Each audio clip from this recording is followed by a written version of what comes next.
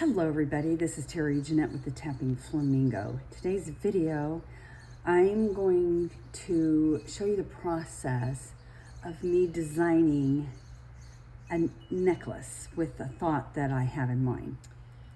So lately I've been trying to figure out jewelry, like birthstone type jewelry, and maybe mother's jewelry. I actually am in the lookout for a mother's ring. But I know exactly what I want, and so it's probably going to take a while before I actually find what I'm looking for. But with all this thinking, I'm like, I bet I could come up with some type of a mother's necklace. So my husband and I have 4 children, and I want to include us in this necklace, so it'd be more of a family necklace. So my husband's birthday is in April, which is a diamond. So I'm going to use these glass beads. They're called a crystal luster, probably as close to a diamond as I'm going to get. I'm an August baby, and there are some peridot colored beads in here, so I'm going to dig those out. Our oldest child was born in July. That's a ruby. And then the second child, she is my Christmas baby. She was born the day after Christmas. And blue topaz is the birthstone for that. And then my next child, he is a February baby, so we've got amethyst. And then my youngest, he's an October baby, and that's usually, they'll use pink tourmaline or an opal. So I'm just gonna use the pink that's in here. And I'm gonna make an adjustable necklace, and I'm gonna use some wax cording. And let's get to creating, or actually let's get to designing. All right, so I have the colors here, and there's only 6 of us. These are little E beads, they're very small. So I figured instead of just doing one little station in the middle, I'm probably gonna do 3 different stations. So I have this in the middle, and then I have another one like that on each side. Let's see, I think I'm gonna trade this, that bead right there is kind of small. I want them to be uniform here. There we go. And I've got them pretty much in age order. I'm actually older than my husband, and I may flip these. I'm not for sure I want the green and the red together anyway, because it looks Christmassy. I think that looks good. This is age order here. Let's see, we got that one, and that one, and that one, and then we got, I still haven't decided if I want to do that or that yet. Anyway, let me get these organized. I'm going to put them on my cording here, and then we're going to start tying knots. So I've got them all strung on there. I have about a 30-inch long piece of cording, and I went ahead and tied a knot on one end just so the beads don't fall off.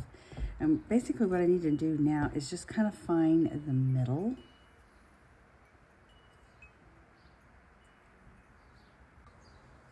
Let's get these. I could do it like that, but I don't know. I want stations. So, and I do like how I put the green before the quote diamond. That diamond actually shows up a lot better. Okay, so right now I'm just finding the middle, and I'm going to tie an overhand knot on each end here.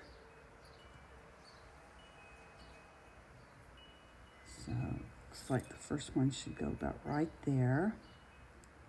And you know, if it's off a tad, that's okay.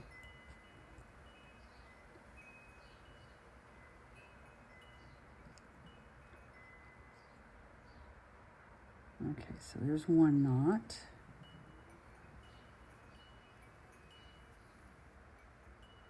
One, two, three, four, yeah, okay. And then on this side, do another knot.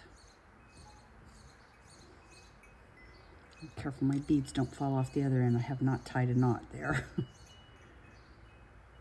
And try to get it as close as you can to the bead. And if you want, you could take a safety pin or some sharp object. I have a safety pin sitting right here, so they're gonna work. And I just scooch it down as close as I can. And there we go. All right, now I gotta figure out where I want these.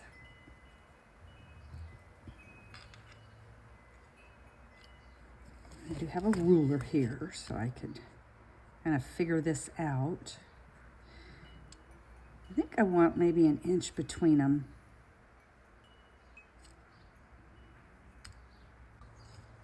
So,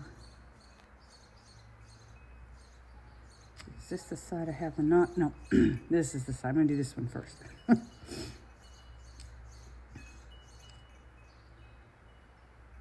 Okay, so I'm going to tie a knot about right there.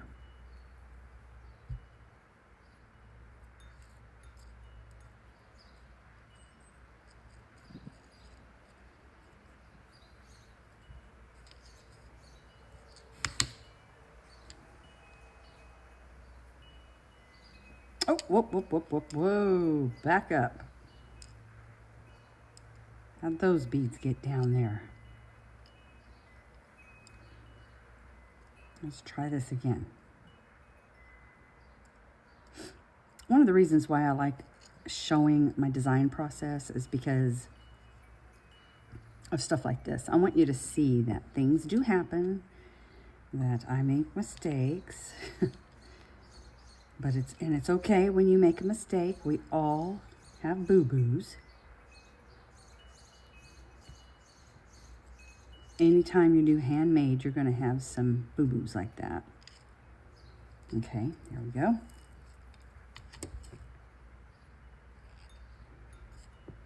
I'm going to go ahead and tie a knot on this end. I don't want my beads coming off.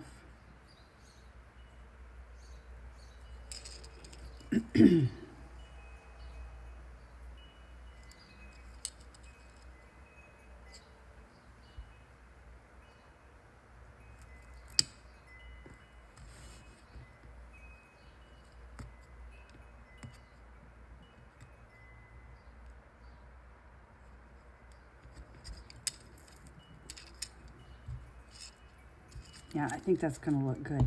And you know, I could do stations all the way around like that. Maybe I'll do that. Let me think about this for a little bit. Okay, I thought about it for about a split second and realized this is going to be an adjustable necklace. And if I went all the way around, then, you know, I'd like to be able to wear this as a choker. I'd also like to wear it long sometimes. So if I did it, I could probably do 2 more stations, but I'm just going to leave it like it is. Okay, so I do need to tie a knot on the other side here.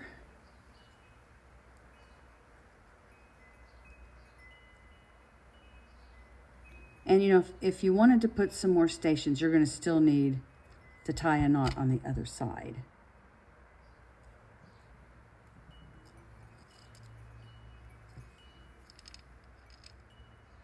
One thing too, when you wear this, you want to make sure you're wearing it, I need to make sure I'm wearing it in the right order.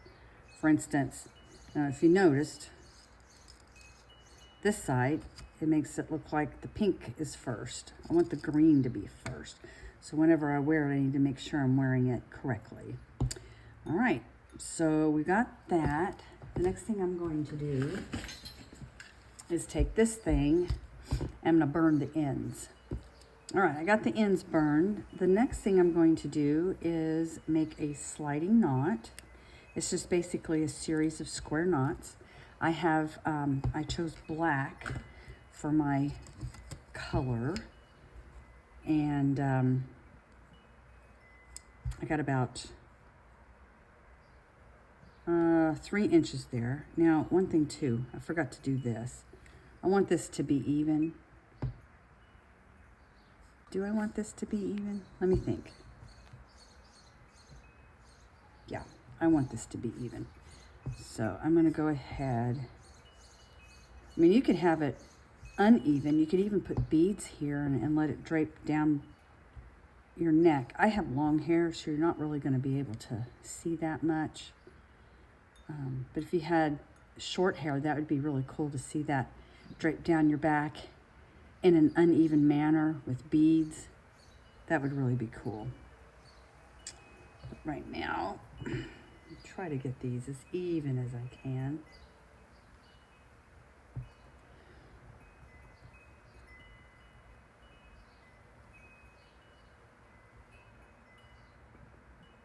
And again, it doesn't have to be perfect. There's no way it's going to be perfect because guess what? We are not machines. We are people. And there's no way we'll ever be able to be perfect. Okay, so I got that done. Now for the sliding knot. I really love those colors together. And again, I'm glad I separated out put the green before. It just really makes that, quote, diamond stick out much better. All right, so I'm just tying this on.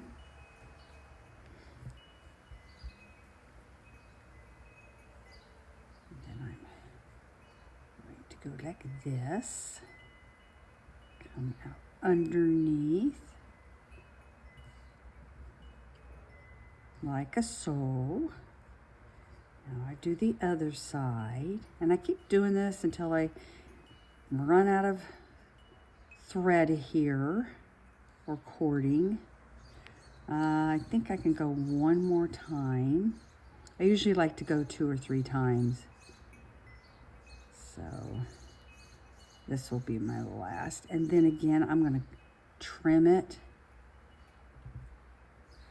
Get my scissors, trim it a little bit here and here, and then burn the ends. And there it is, all done. I can wear it as a choker or long. And these make great stack necklaces. And I've made these before where I've hung charms or seashell. Like this would have been cool if I would have done it like this and put seashell or even like that. I could even do that.